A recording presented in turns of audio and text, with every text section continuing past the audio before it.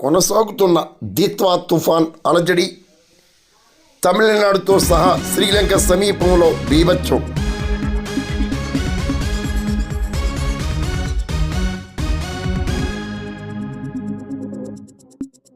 బంగాళాఖాతం శ్రీలంక సమీపంలో ఏర్పడిన దిత్వా తుఫాన్ 3 రాష్ట్రాల్లో అలజడి సృష్టించడమే కాకుండా శ్రీలంక సమీపంలో తీవ్ర బీభత్సాన్ని కలిగించింది.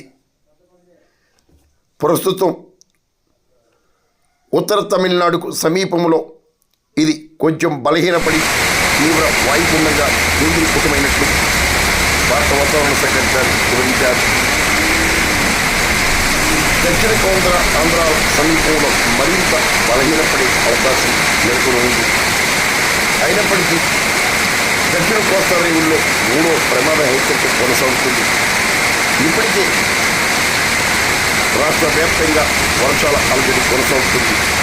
మత్స్యకారులు సముద్రంలో వేటకు వెళ్లరాదని, ప్రజలు కూడా అప్రమత్తంగా వ్యవహరించాలని అమరావతి వాతావరణ శాఖ అధికారులు, భారత వాతావరణ శాఖ అధికారులు కోరుతున్నారు.